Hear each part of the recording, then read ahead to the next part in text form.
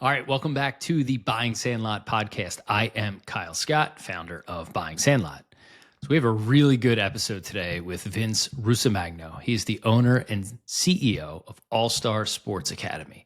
All-Star has 7 baseball facilities around the Philly area, and I grew up with some of these. They've been around for a long time. Vince took over the business in 2019, and he has plans to self-fund expansion, mostly through acquisition, to maybe up to 30 facilities along the Mid-Atlantic, Northeast, East Coast. He talks a lot in this episode about what separates All-Star from perhaps some of the newer facilities and complexes out there that are mostly in the tournament business. He's in the training and coaching business, and All-Star has trained many Major League Baseball players over the years. Vince himself is a former minor league player, so this conversation really dives deep into not just the business aspect of baseball and softball training facilities, which I know there are lots of owners and operators in that space in our audience, but also into the actual coaching of baseball. And I probably get way out over my skis and talking about the limited knowledge of baseball and training and coaching that I have, but I thought it was a really good back and forth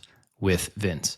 I want to welcome all of the new listeners to Buying Sandlot. We had a lot of people come in after our last episode with David Rudolph, who is the CEO of Play On Sports, which owns the NFHS Network, GoFan, and Max Preps, 3 of the leaders in high school streaming, ticketing, and now news and information. So I would encourage you, if you haven't already, go back, listen to that. It's our second episode, CEO David Rudolph of Play On. All right, before we get to the podcast, I want to take a quick second to tell you about our Buying Sandlot premium memberships. So for those who don't know, you can go to buyingsandlot.com and you could subscribe to our newsletter. It goes out 3 times a week, Monday, Wednesday, and Friday, and it's completely free. And we bring you all you need to know, the latest news and happenings, insights, investments, deals, opportunities in youth sports.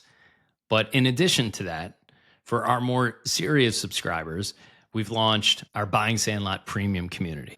So what do premium community members get access to? Well, first of all, a couple times a month, we will send out deep dive, in-depth, industry segment-specific reports in youth sports. So for example, we did a super deep dive a couple of months ago into the impact of tariffs on the youth sports industry. We've done a deep dive into the new economics of creator-backed teams and leagues and how youth sports hosts can think about monetizing in more modern ways. Coming out next week, and which ties in really well to this episode, we have our facilities benchmark report. So we were able to survey almost 50 facility owners and operators in our audience in an in-depth way to really understand their business.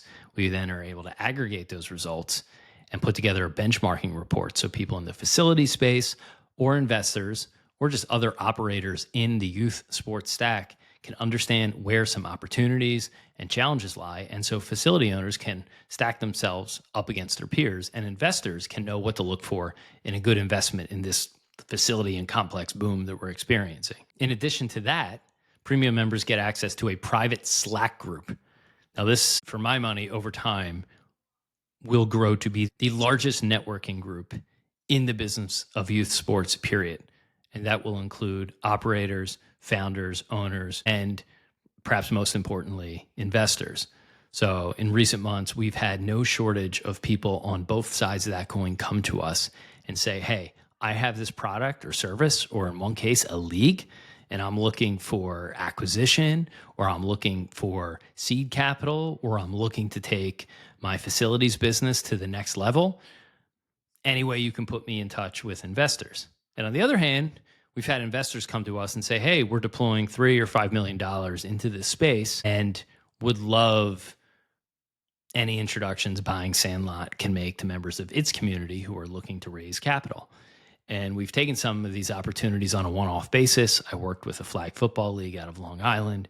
We sent them, I think, a couple of dozen qualified leads to acquire their league. As another example, an advisor on an AI startup looking to consolidate the experience of youth sports parents who have to download 3, 5, 7 apps just to exist in this world and consolidate those all into one AI-backed experience. And they're looking to raise a pre-seed round ahead of their beta launch this fall. And we were able to send them more than 3 dozen qualified investor leads. But these sort of one-off opportunities don't scale for anybody. So in our Buying Sandlot Premium private Slack, investors, owners, operators can get together and talk about these opportunities. And when people come to us that we have an investment opportunity or we have capital to deploy, that's going to go first to our premium members. So I would encourage you, and then there will be other benefits like anyone who signs up for an annual membership, you get free advertising in a single Buying Sandlot newsletter. And right now that is close to $1,000 value in and of itself. And the membership is much less than that. So there's an immediate bargain there. And the other side of that is we plan to host an event next spring. More details on that coming later, but our members will be sure to get discounts on that. So if you haven't already, go to buyingsandlot.com, subscribe to our email for free. And then after you fill out the survey, you should be prompted if you want to upgrade. That's how you can get access to all of those extra features. All right, now that that's out of the way, let's get into the interview with Vince Russomagno, CEO and owner of All-Star Sports Academy. All right, Vince, welcome to the show. Thanks for joining us. Oh, thanks for having me. So I don't know if you could see it. I'm wearing my Philly City Connect t-shirt here today. Yeah, I and recognize that. I'm going to ask you to give some background on yourself and All-Star Sports. And I think maybe our listeners will understand why I'm wearing the Philly shirt today. So why don't you introduce yourself and All-Star Sports Academy? Wonderful. I'm Vince Russomagno. Thanks for having me, Kyle. I'm a North Jersey native to begin with. Went to school up there and played ball up there. My journey took me through school and played ball in college as well, and then played briefly for the St. Louis Cardinals and their organization. I left after 1 year because I had some very exciting alternatives in the business world, and that was my education. So I've been self-employed since I've been 23 years old, and I was fortunate enough to have a good team and build two large organic healthcare businesses that were national in the U.S., and they were both 9 figures with complete U.S. coverage. And I was fortunate enough to sell them both. Since then, I've been in private equity in my own family office, and I've known the young people here at All-Star for about 15 years. Back when my son took some lessons, I helped them out for, I would say, right up till now, before I took it over, and just consulted to them on how to run the business, how to scale it a little bit, how to codify it more, and they were great people, and you could tell they were teachers, and they cared about the kids, and that meant a lot to me. And the reason it meant a lot is because of all the sports that I played in school, and I was pretty decorated in high school for soccer, basketball, and baseball. None of those sports really helped me as much as baseball did after school. And I loved the other sports as well, but when it came to relationships, business, the lessons that you get from baseball and failure and how to come through it and the discipline that it takes and the repetition really forge some metal for you as you go forward. So knowing that these guys were so committed to that, I always had an affinity to help them. And then at this later stage in life, when my other businesses were sold and the family office is interesting and my daughter took it over, I said, this could be a great opportunity to give back to something that really made me who I am. And so I was able to work out with the leaders here a situation where I took it over just before COVID. And since then, we've been on our journey to build this into something much bigger. Tell the audience a little bit about kind of the background of All-Star itself. It's Philly-centric for now. I was aware of it, growing up, playing, took lessons, still have used some of the facilities. So give an overview of kind of where it's been, where it is now, and then we can get into where you're. Sure. Well, as I said, the gentlemen here have been great. They've been in it for 28 years, I believe now. And I think it started in Downingtown and Westchester and Broomall, if I'm not mistaken. And when I got to know them at the beginning, I helped them bring it all together as one business. There was some different ownership and certainly running it differently. And so we brought it all together. It was always Philly guys and Philly-centric. And then as time went on, opened another. I think they got themselves to 4 or 5 of them before I got more deeply involved. Again, as I said earlier, they're so committed to the player development, which is what really attracted me, because in the sports of baseball and softball, as you know, it's an individual sport, actually. It's just 9 players being forced to play together. So you're always on stage, whether you're catching, throwing, hitting, or receiving, right? Pitching. So that's really what the journey's been. A lot of the individuals that were leaders here back then are still here today, which I'm happy and proud of, and they've assimilated well. So that's where it came from. So you have said recently that I think correct me if I'm wrong, you're at 7 facilities currently in the Philly area. And I think you gave an interview to the Philly Business Journal a couple of months ago, said you plan to go to 30 and you guys are self-funding it. So talk about the what and the why behind that and why the rapid, you're 4Xing, basically it plans to 4X.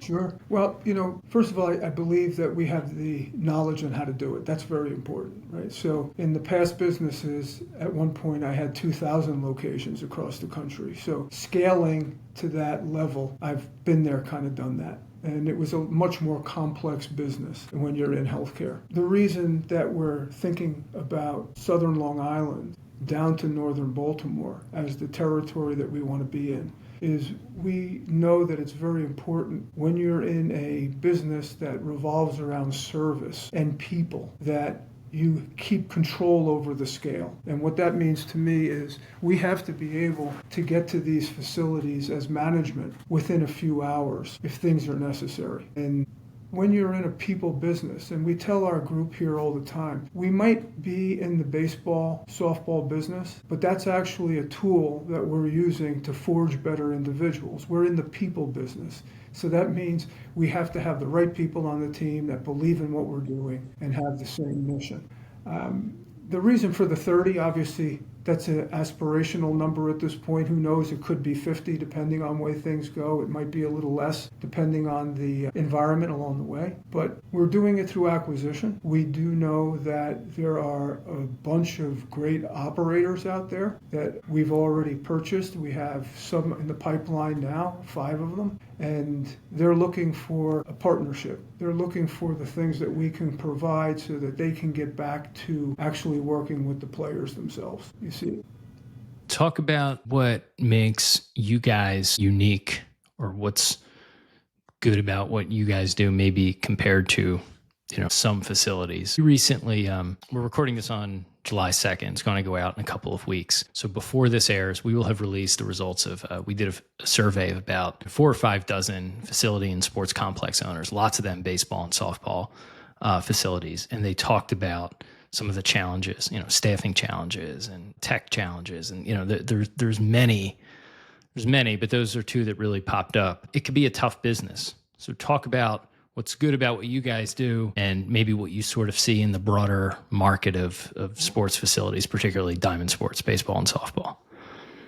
Okay, well, the commentary that you've gotten from other facilities is right on the money, right? If you're in a people business, then your product really isn't a baseball or a softball, it's the people. And so what we're very good at is we're very good at recruiting talent. And so what we have set up here that mitigates those issues for the single or smaller businesses is we have a shared service that provides all of the recruiting, the HR, the IT, sales, marketing, admin, so that the training centers themselves can provide a great experience and provide good scheduling. So yes, it's not easy, and that's why if you're smaller, it's difficult if you don't have the experience in recruiting talent. And then most importantly, bringing talent into a culture, bringing the right people in, and then training them regularly and staying on top of what we call the all-star way, which is a very codified way of teaching the game. Now, I'm very well aware, as I'm sure you are, Kyle, that if you go on the internet, there's 1,700 different ways to teach hitting and fielding and the rest. And I'm not telling you ours is the best. I'm just saying we had to pick a lane, and we've picked a lane that we believe develops kids, players into better adults and better players. And that's how we've overcome that challenge. On the tech side, I think there's so much good technology out there. There's no doubt about it. And great companies developing new stuff all the time. My concern for us as an organization that we have to be careful about, and ultimately for the player, is that when there's that many choices with that much information coming at you, you have to be concerned about what you're getting involved in. Will you stay with it? Okay, not bouncing around, because when young people are under development, especially in a sport like ours where the most important muscle is the one between the ears. If that doesn't stay in the right place and it bounces around, and the body and the confidence bounce around with it. So I understand the challenge there. We try to keep the technology simple. We try to work with technologies that we believe integrate with our approach to training the complete player, and that's what we're pretty confident in. And it's also led us to exceeding 70,000 individual lessons a year, and that's out of 7 locations. So you can do the math. That's an awful lot of lessons. It's funny you kind of mentioned the mental part. I always tell my kids, I'm coaching their teams on the rec level now, and I always say, and I see it more and more, especially as on any given game, some kid walks off the field, 4 or 5 kids, 8 or 9 years old, will end up crying throughout the course of a game. And it's such a game of failure, to your point. Every play in baseball generally has a winner or loser, right? Either the pitcher lost, the batter lost, sometimes the field, a lot of times at the young age, the fielder loses, right? And so on every single play, somebody is getting some amount of pressure that often leads to tears, but it's a game of failure. Even the best hitters, everyone knows this, 300 hitter fails 7 out of 10 times, it's been said over and over again. So the mental part of it, I agree with you, is so important. Talk about, though, really like double click on the importance of the human element of training and consistency. Because there may not be a sport, we see companies every day that have AI-enabled cameras to do X, Y, and Z, and some really impressive stuff and very useful stuff. But there may not be a sport more than baseball where you can measure individual mechanics of a swing. It's not like basketball and hockey where it's a bit more free-flowing. You can measure every single thing. You can film it. You can overthink it. It's like, like a golf swing. Talk about balancing that, and then the consistent coaching, quality development, and why it's so important. And then maybe where, if you see others in the industry who maybe aren't focusing as much as that, or are, that you think are good examples to look to. Wow, that's a big question. It's a lot to unpack. It's a lot, and that's okay. I appreciate it, because it's because of that big question, I believe, that we have an internal concern for the players and for the industry as a whole. And I'm going to start by saying I think we might be at the beginning of a bubble in our business. And this is just from prior experience, and I could be totally wrong. But we've got a situation today where there is no shortage of teams out there, or kids that want to be on teams. And very well-meaning parents, dads, moms that coach these teams. And I think they start off well-meaning, but then because of the, let's say, supercharged environment out there, a lot of other things come into play, and it takes the focus off what's really important.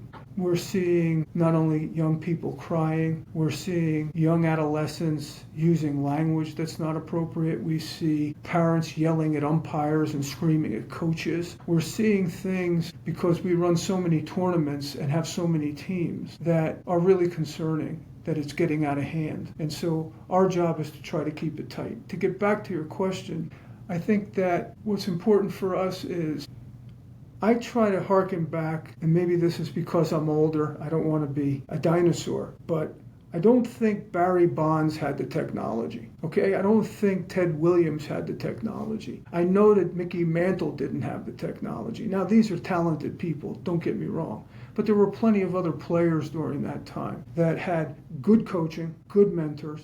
They knew how to play the whole game. They knew what was important about in the hitting area. How do you track a baseball? How are you selective? Can you bunt? How do you give a great effort? And there was engagement with the coaching. And I think we have to be careful that the technology doesn't supplant that, doesn't get in between that. And so that's what we're very focused on, is what's the relationship with that player, and how do we get that player to understand the basics of what they need to do, and then we can add some of that technology along the way.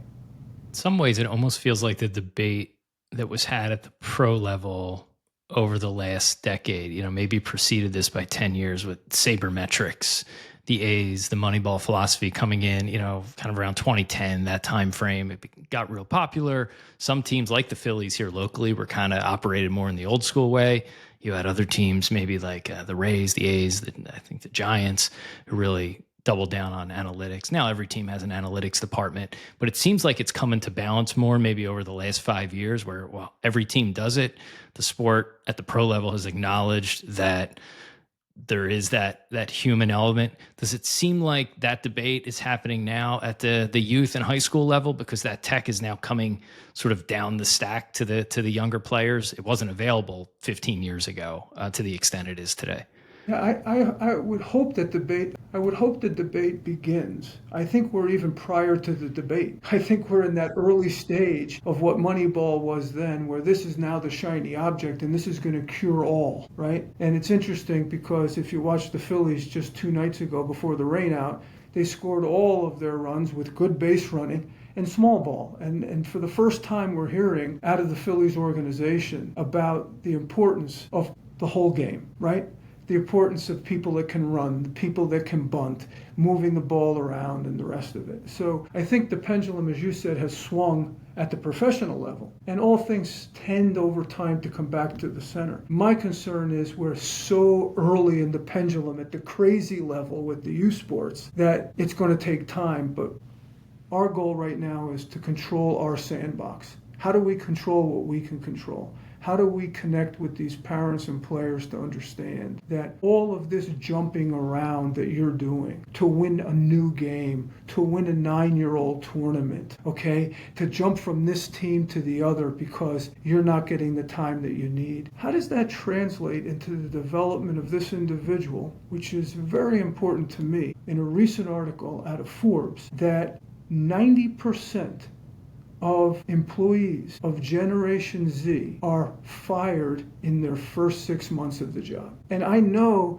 that it has a direct effect. If you're hopping around and there's no loyalty and commitment to what you need to do and the people working with you, the other statistic that was staggering is the number of jobs young people are having from when they leave school in the first 3 years is exponential to ever before. Because if it doesn't give them instant gratification and go their way, then they keep looking in another direction, and that's going to lead to other issues for them as adults. So we try, as our mission statement states, to mentor and inspire young athletes to become successful individuals, one game, one lesson, one player at a time. And so I think we're at the beginning of that pendulum. I feel for the parents. Having been a parent that raised 2 athletes, I'm so glad I'm not doing it now, to be frank with you.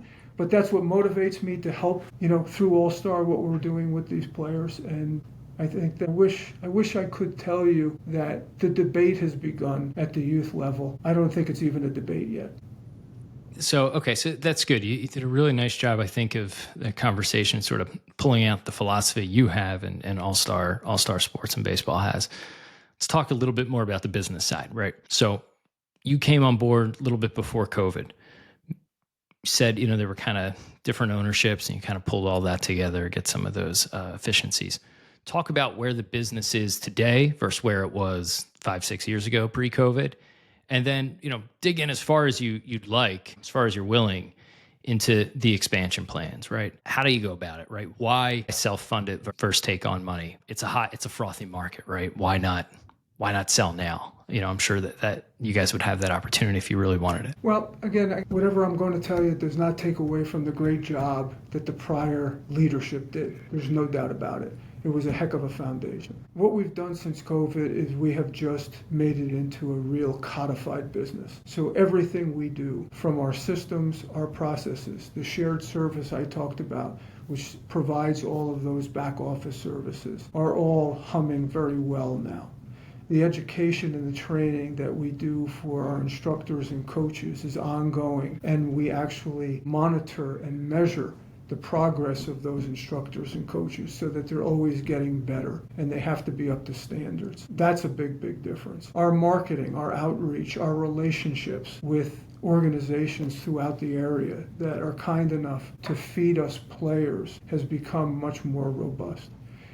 Today we're only an 8-figure revenue company with an aspiration to get to 9 figures, without a doubt. I've been there in the other businesses. I'm self-funded because I've had the luxury of the former sales, right? And so therefore, if you don't need the money and you can do what I'm able to do, then you can control it more, okay? You can have your way, let's just say, a little bit more. You can lead a better culture that way. You can make decisions faster. As far as the expansion goes, we obviously could have and can still open what we call greenfields, which are facilities from scratch. But because we know what's going on in the business, we know that there's a lot of well-intended, good operators out there that might like to cash in on the hard work that they've done, but then also be part of something going forward where they can get back to why they really started it in the beginning, which was to help players, and what got in the way was the business. And so that's why we're going down the acquisition route. We have a lot of knowledge on how to do it. We've had success in the messaging of it. And the reason, again, that we're staying up and down the 95 corridor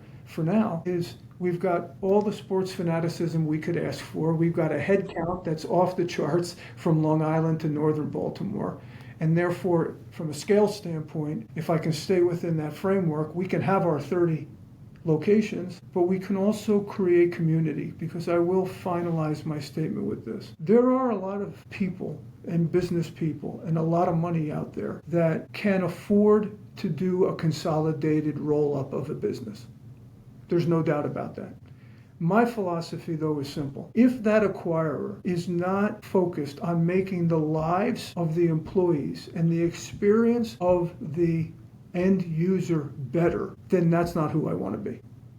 You can do it for finance. There's no doubt about it. And there's many financial tools you can use to do this. But I believe that in order to create a culture and keep those former business people and their employees engaged, you have to make the effort to make their lives richer and then the customers' lives richer. If you do that, you can have great success. And that was our mantra in the prior two businesses that we sold. I won't, but I could dig in on one of your competitors locally who does not, has a what I'll call user hostile experience from firsthand experience trying to use their services, but I won't call them out. What do you guys look for? So you're going the acquisition route, 95 corridor. I think I read something recently that something like 30% of the U.S. population, maybe more, is within a 6-hour drive of southeastern Pennsylvania. So, to your point, lots of people, lots of sports passion. What specifically do you look for in an acquisition target in terms of area, in terms of what they're good at, maybe things that you try to avoid?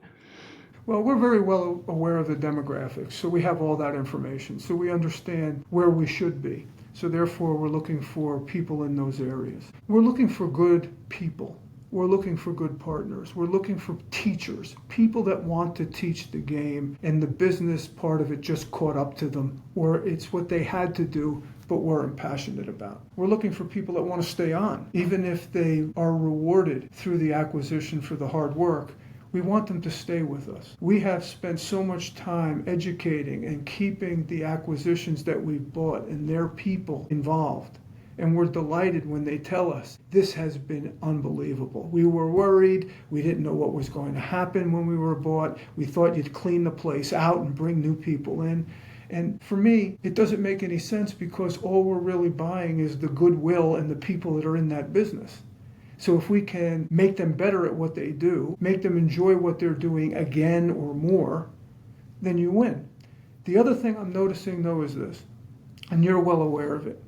There are an awful lot of large complexes being built around the country.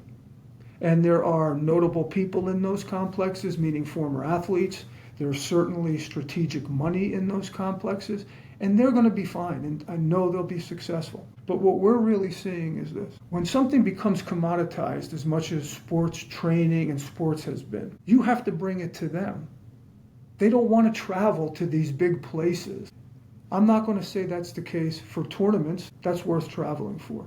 But when it comes to what we do, which is running our 85 teams, training those teams, doing the amount of lessons and camps and clinics we do, our strategy is a matter of bringing it and having it in their community, making it convenient for mom and dad where they can drop them off, come back and get them. And so for me, I know that there'll be a continued proliferation of these large complexes. But because we're focused on the player development and we want to do it in the communities they're in, we also believe that it's a great convenience to the families to be close to home to have this. And the nice part is, in our strategy, there are plenty of potential sellers out there up and down that corridor. But we're looking for great partners and good people. Yeah, we in the newsletter we've been calling it the great youth sports facility arms race, because every issue we're covering 2 or 3, tens of millions of dollars of funding, 100, however many thousand square feet, 100,000 square feet. We're beginning to lay them over on maps of each other, And all these feasibility studies will sort of cite the 3-hour driving distance and how many people they can pull from. But you're kind of beginning to overlap a lot of those concentric circles. And there's a Venn diagram there where there might be a little bit of saturation. But to your point, that's more of the tournament focus. Do you think there's an overfocus on sort of the tournament facility, the tournament mindset? It's a good business, get people to show up, pay money, but you don't have to worry as much about things like training, things like team operations, the logistics of managing a team and developing a player. Do you think we've skewed too much in the tournament direction versus the training direction? Well, doesn't the market always correct that? So we'll find out if we skew too much. I'm also well aware of some mega facilities in Arizona and other places that have gone belly up and have been empty. I don't believe totally, and if you build it, it will come, all right? I think in certain areas that's the case, depending on the population, the demand, and the rest. But these businesses will have to be worked, okay? And as saturation continues to happen, the strongest will survive. Those that execute the best will survive. As to your question regarding the tournament business, I understand it completely. It's a much easier path to success. And I don't mean that they're not doing good work and investing and working hard. But there's more work in what we do, and it's less sexy as far as getting it up quickly, and having big scale right away. I think where the pendulum's going to swing back again is the following. My belief is that the parents, the players, and I believe eventually these college coaches, all of which these kids want to play for, are going to start to realize that all of this hopping around is sending a bad message. It's creating bad habits for these kids. And if I'm a college coach and I see that some kid has played for 7 different teams in his career from 14 to 18, I'm going to be saying to myself, how long are you going to stay in this program if that's been your history? And so what we're rolling out in 2026 is we've created 29 educational modules for the parents. And from everything as it applies to how do you identify burnout? How do you identify injuries in your player?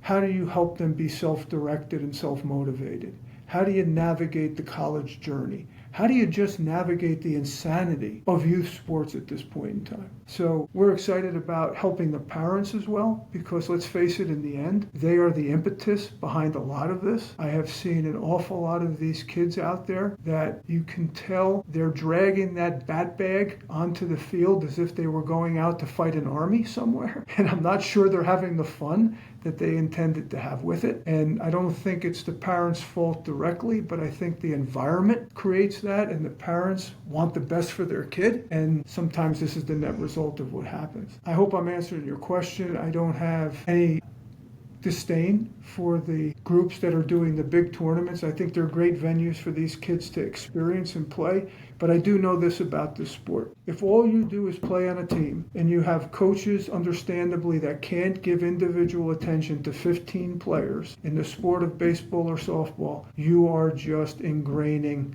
bad muscle memory. And the older the kids get, especially after 13, it's very hard to turn that back around and reconstruct those things, even with the greatest technology in the world.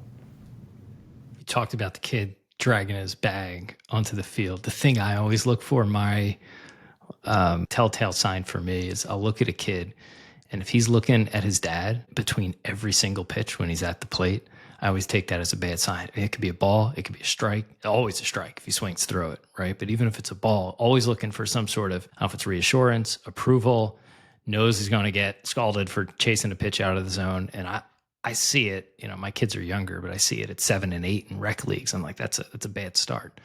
To your point about bouncing around from team to team, topic we've covered a bunch. We've seen USA basketball in particular, as an example, is really looking towards the European model of development. I think a lot of this has come from recent Olympics, where the Team USA is really taking all they can handle from these teams, the French, Serbian. I think Luka Doncic has a foundation that focuses on this. They've really struggled against these guys who've played together for 12, 15 years, part of these academy system where they've started young, they've had consistent and quality coaching standards, very similar to the 29, guide points, you guys are looking at. Have you seen anything? So I know basketball is focusing on this. Have you seen anything from USA Baseball or Major League Baseball to indicate that they're thinking a bit more about consistent and quality coaching? Because frankly, the culture of all youth sports, basketball in particular, but certainly baseball, is drip culture. It's very cool. Kids love it. It's fun, but lots of social media, lots of bouncing around to other teams, not that focus on coaching. Are you seeing anything from the top down in baseball where they're beginning to kind of realize this and maybe want to put together a playbook for everyone to follow? I wish I could tell you I have something concrete to tell you, so I don't want to speak out of turn because I'm just not educated on it. I'm sure they're looking at it. They're too smart not to. In the end, it's paramount for their organizations to make sure that these young people stay involved in the game, right? There are statistics that show in order to be a Major League Baseball fan, you don't have to have played much baseball, but as long as you play Little League, you're going to follow it and you have a greater propensity. So I'm sure they're looking into it. I know that they have the RBI programs and those things for the inner city, but I can't really comment on it, to be honest with you. I hope so. Yeah. Yeah, I think a lot of it comes back to quality of play too. Again, the NBA is probably a really good example. We had a lot of me first kind of AAU players who come up and they have all the skills, and then they struggle in the team concept. And I think 5 of the last 6 NBA MVPs had been international players, right? And that was really got USA Basketball looking at that. Talk the facilities themselves. There's been a lot of innovation, right, in terms of things like as a TrackMan and the interactive. I forget what they're called, but well beyond just radar guns these days. Talk about some of the tech that you guys have in the facilities that you're maybe looking to add, that your customers want, and some of those experiential, if any, offerings that you will kind of look to bring into the fold. I talked to a guy a couple months ago who's building a soccer training complex out in Colorado, and they're putting a bar in for parents, right? And they have all these fancy training things, but it's like, hey, we have good food and beer. You're going to spend a lot of time here watching your kid. Talk about what you guys are doing, where you'd like to go, what you're looking for, Sure. what you're looking at. Obviously we have the pitching machines, the hit tracks, the flight scope are things that we are incorporating now. I think what's been interesting for me on the journey is of the umpteen businesses we've spoken to, even with the 5 in the pipeline, I can't tell you how many of those businesses have the technologies you referred to sitting there with dust on them, not being used. And so like any great tool, unless it's incorporated effectively into the human aspect of teaching, all right, then it is another shiny object that's bought and sits on a shelf. And I was flabbergasted at, I would say 90% of the businesses that we looked at had made the investment with with good intentions to use that, yet there's dust on the keyboard. Or when I ask how often is that used, well, the kids will come in maybe on a Saturday and they like to play with it. So it's almost gamified more than it is incorporated, which is why I believe it's so important that you can add that to a great instructor, but it will never supplant instruction. And I think sometimes as well, these kids can get so caught up in my exit velocity and spin rate and the rest of these things, yet they can't do the basics of the game. Or he's got a great spin rate, but he can't find the plate. And he doesn't understand why he can't find the plate, because the mechanics are a big problem off the mound. So we intend to have it. We intend to use it in our development plans for points of measurement. So every player that engages in our lesson packages gets an initial development plan off the skill eval. Then the parents get updated development on different aspects of the pitching, hitting, catching, fielding, whatever they're coming for to work on with us, or all of that. And then that dovetails very well into some measurement along the way, because people want to see progress. I appreciate that. But not all progress is measured, okay, by the exit velocity, because the fact is a 12-year-old is how much can you improve the exit velocity? Unless he gets bigger and gets stronger, which will happen with time. Some kids pop, some don't. Some don't pop till they're 20 in college. So we try to be very careful. And what I have a little concern about is now we're ranking 10-year-olds nationally. We're ranking 11-year-olds nationally. And when I have parents come in and tell me, well, my son's ranked in the top 100 of all 11-year-olds in the country, I have to refrain from saying how I really feel. And it's just a shame, because there's a high likelihood that parent and that child or player may be very disappointed down the road. So that's our intent, to use it discreetly. I don't want to go too overboard with it. I do believe a good coach that knows how to improve what these technologies show and can see it with his own eyes is just as effective as some technology that shows it to the kid.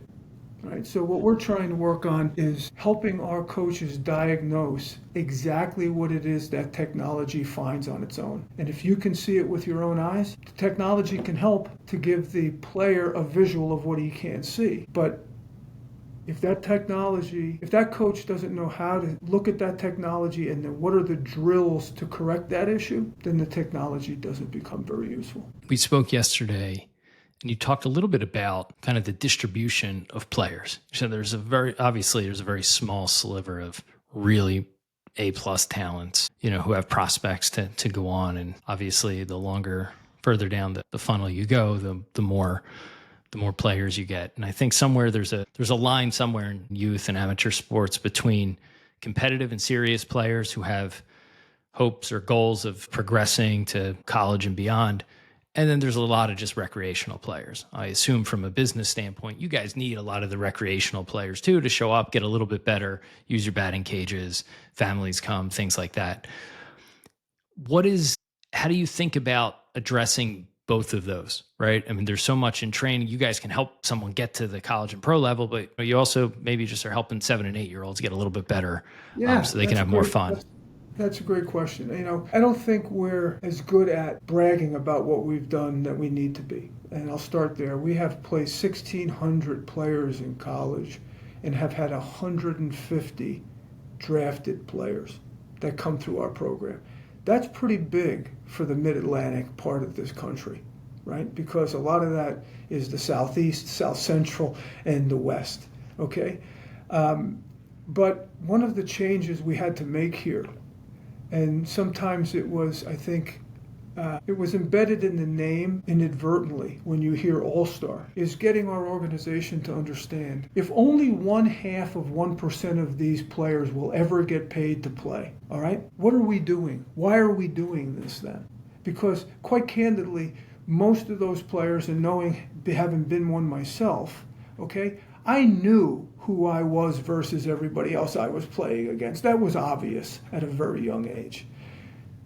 So if that's the case, and only 4 to 5% will ever play in college, then we're not going to be doing anything to change that. There are also less professional teams, meaning major league affiliates, than there were just 6 years ago. There's not as many minor league teams per organization. There's less places to play, and therefore that's why you see a proliferation of independent teams with rosters that are huge and players that just keep hanging on. And I respect that they are chasing their dream, but are they really just pushing off their future? And so one of the things we had to change here as a culture is the following. If a young person wants to play with us, I don't care what their talent is, we are going to work with them. And we will put a team together that they can play on. So even if they play in Little League and they're not the best 8-year-old, if that parent wants for them the experience of a higher level team, a traveling team, better coaching, more discipline and repetition, then we're going to afford that. That was a cultural change here. There was also the cultural change that we had instructors that only wanted to work with the good kids. Well, we had to help them understand if that's all you want to work with, then that kid's already pretty good. We want people that want to teach these younger kids not only how to be better, but what it takes to get better. And it's no different what it takes to get better in baseball or softball than what it takes to get better when you get your job. If you don't stay committed to what that work is that you're doing, and you believe that college prepared you for it, you're going to be lost. You have to keep learning and keep educating yourself and developing yourself. So the way we've navigated through it is we have our teams that are for the college aspirational players at freshman, sophomore, and junior level. They rise from the bottom of what we have, and they come in from outside organizations. And we know they have the aspiration and the current physical capability to show well, and we'll drive that. The other 85 youth teams, We'll have certainly a group of teams that, let's just say, for the lack of a better word, are elite at their age group. And then we'll have the next level of teams where they want to play travel ball, they want to get better, but they want the experience and what that teaches you to play on a team beyond just Little League. And so that's how we approach it. Now, do we have to deal with the parents that feel those players that are on the entry level should have been here and these guys should have been there? It just comes with the territory. But if you communicate clearly and you stay true to the mission, we have found that the parents understand the importance of sticking with it, team continuity.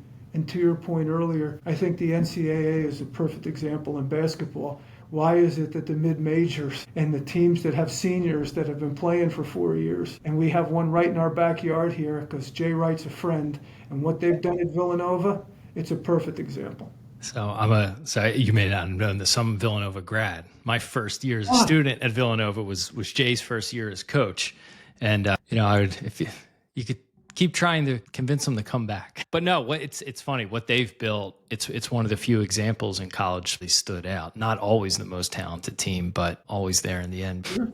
Yeah, it's surprising as they played as a unit and won as a unit, how those individuals seem so much more talented now that they're in the NBA. Yes. But they gave up that part, in part, to be a team.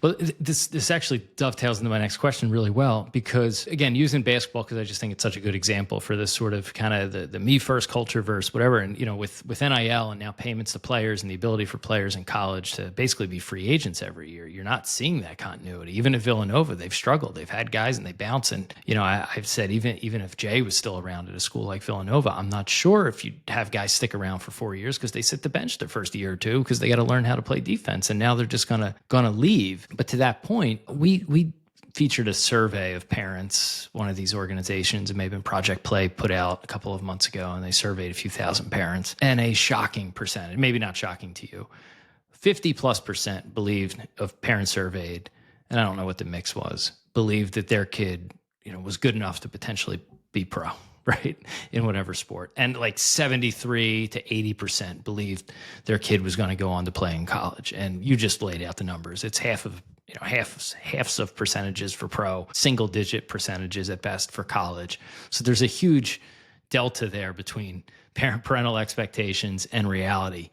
Have you seen yet that get exacerbated further with NIL and payments to players? We just did a feature and we just commented on it today. You're going to have billions of dollars, $1 billion, $4 billion labor market for college athletics. A lot of that will go to basketball and football, but some baseball schools, of course. To me, that says, parents are going to believe even more, and perhaps rightfully, that their child's prospects of getting paid to play sports at a younger age are higher, and they are. You get a higher percentage chance now. You can make six figures for at least a few years playing sports. Have you seen that in your business yet? Do you expect to see it? Where parents of kids who maybe aren't pro prospects, but maybe D1 prospects double down on, baseball from a younger age. And, I think we could probably agree it might not be the best for an 11-year-old kid to start thinking about, can he get paid to play at Tennessee? But have you seen it yet? Talk about that a little bit. I don't think I've seen it to a concerning degree. I think maybe we hear it in commentary, and sometimes when we hear it from the parent, it's almost apologetically asking, is that possible? Or they kind of throw it out as a trial balloon, because I think that there's still a grounded part of their mentality that says, boy, I might be stepping over the line here. It's interesting that you mention it, because it may be the same thing, but I read a summary article from Metropolitan Life, and they had done this very survey. And you're right about the numbers. It was staggering. 70+% professional, 80+%. That's where it was from. Yeah. And I believe that's where it was. And I shared it with our team here, saying that our challenge is not only making our players better. Our challenge is the businesses that are out there. And I believe there are in every industry, that are lighting this fuse with this false narrative as a money grab to get these parents to drive down this road of delusion by making these promises. And ultimately, they're disappointed about it. We're still trying to get better at everything we do. We have our ticks. That'll always be the case. But it's amazing to me how teams or groups of players on teams have left us and come back a year or two later saying, boy, we made a big mistake. We chased this shiny object. Somebody promised us this, okay? And they didn't give the commitment you gave. It was not even a partially fulfilled promise. And all it really was to get us to spend the $3,000. I haven't seen it to that degree. There's no doubt in my mind it's coming. And again, as I said earlier in your broadcast here, our job is to control our sandbox, to try to make a difference in the people we engage with. And what we have found is we can take sometimes the most energized parents that have fallen into this trap. And once we explain it to them, the sense of relief that they have, that it's okay not to chase this and to drive it because everybody on the cul-de-sac's doing it. And it's just okay to let your son or daughter be who they are and let it happen naturally. But most importantly, understand this. There's a very high likelihood they're going to be working for a living. And it's not going to be playing a sport. And so finally, what I will tell you is we tell them, you need to make your plan B, plan A. You've got the order mistakenly. As we wrap here, I'd like to ask guests, who are some companies or people that you admire in the, call it, youth and amateur sports space? Currently, or as I was growing up? Yeah, currently, but, take anything. Well, I think I'm a product of some really strong but caring coaching. As I grew up, I played for Mike Shepard, who was senior, the coach of Seton Hall University, but I played on his young Legion team, ex-Marine. We got away with nothing. We didn't fool around, but we all became very, very good players and respected them. My coach in college, who retired as the coach at Princeton, Tom O'Connell, he's in the College Hall of Fame, same way, dedicated to the game, playing it right, representing it right, respecting the game, and respecting others meant a lot. Today in youth sports, I'm just getting to know people, to be frank with you, Kyle. It would be unfair for me to not call out people that should be called out. There's some great business people out there, whether it's Josh Harris and Dave Blitzer and doing what they're doing, I think is well intended, but it's so large that I don't think oftentimes the common person can understand their business acumen and the things that they do. As you know, they just picked up the WNBA team, and so God bless them. But for me, I think if anything, it's some of the people we have working here, some of the acquisitions that we've made, or the ones that we have in the pipeline that we really admire, that the job that they've done. For me to go further than that would be unfair. I've really been so focused on fixing what we're doing and enjoying that. I'm just now starting to get out there and understand who else is in the game. Last one for you. We have a lot of facility owners, operators in our audience. And again, in our survey, a majority of them self-selected that they were either seeking funding, some seeking acquisition. So it might be helpful to, just at a high level, what does that process look like? I sold a business. It could be a headache. Everybody knows that. But maybe talk to facility owners, what that process looks like from their standpoint and from your standpoint. How much time and effort goes into it on your guys' end? What do you look for? What are the, red flags or things you maybe uncover in diligence that no, that's not something we want right now? Okay, we try to make the process as painless as possible. Okay, so we have it down pat internally that we have the whole roadmap, what we call the roadmap to settlement. So what is it on the seller side that they're responsible for along this journey to settlement, and what is it on our side? And we connect the different pieces with them so that we can get the financial information, the personnel information, the leases, all those things that are necessary to ultimately then come up with a business enterprise value. We try to give them the best value we can by normalizing the P&L and all the things entrepreneurs take from a business that they're entitled to but have to be added back in order to enhance the profit picture, which is what we pay on. Like all businesses, are multiples of the EBITDA. We look for typically the last 2 or 3 years of financials.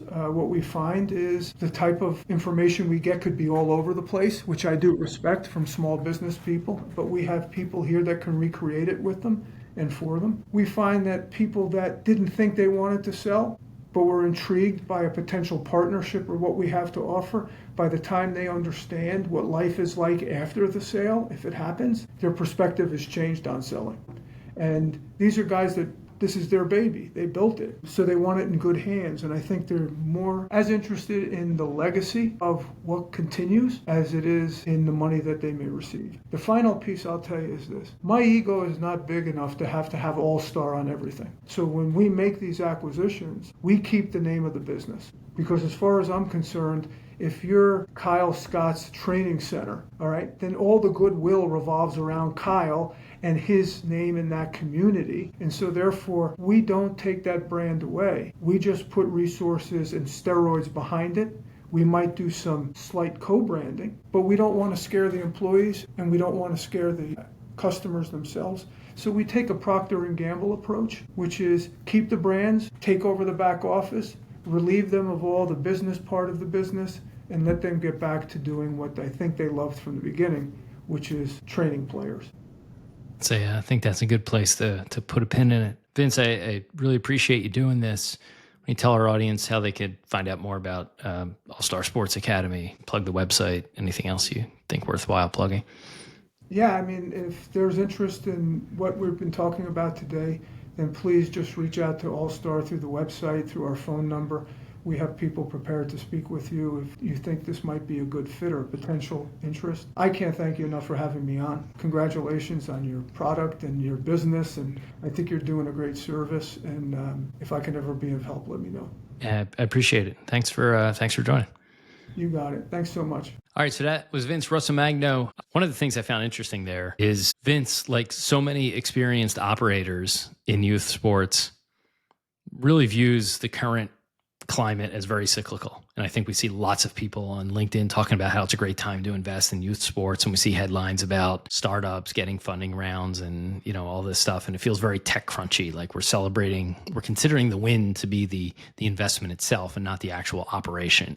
The more smart people I talk to, the more they reiterate the need for the human element, the on the ground, the operational capabilities needed to run a successful business, let alone a socially positive business in youth sports. The ability to jump from event to event to event, to showcase, to social media, to this, to that, is great in a lot of ways. And it's fun and it gives people exposure.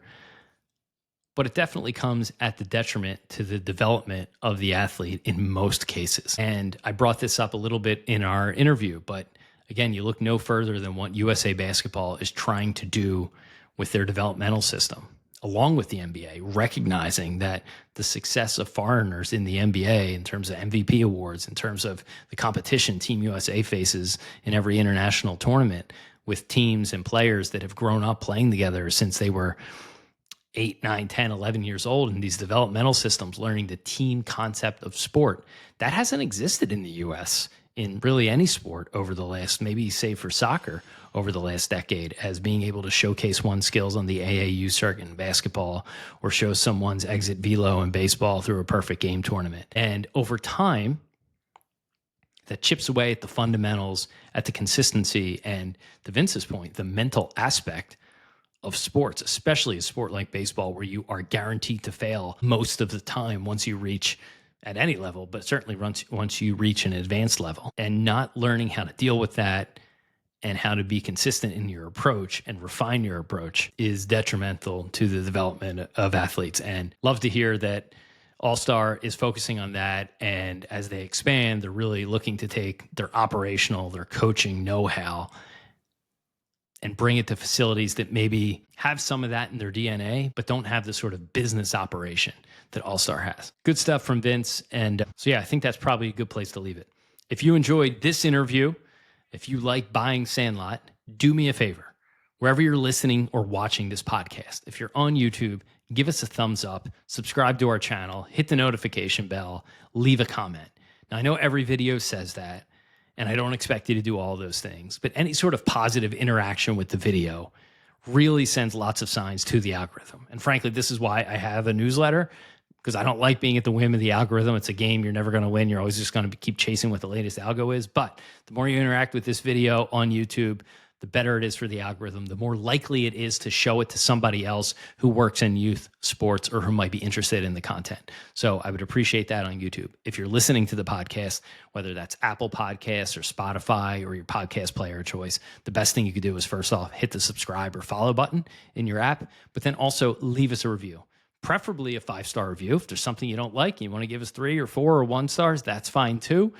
And if you could leave a comment telling us what you liked about the show or what you didn't like or how we can improve, that's really good too. Again, all of these apps have algorithms, and when you interact and follow and subscribe, not only does it help us reach you for the next episode, but it also helps show this podcast to other people who might be interested, and it helps grow our audience. So I would really appreciate that if you could. And most importantly, if you haven't already, go to buyingsandlot.com, enter your email address, get our free newsletters on the business of youth sports. And if you want to go even further, you can sign up as a premium member and get access to other members and our deep dive reports, event discounts, and much more. So thanks so much for listening, and we'll see you on the next show.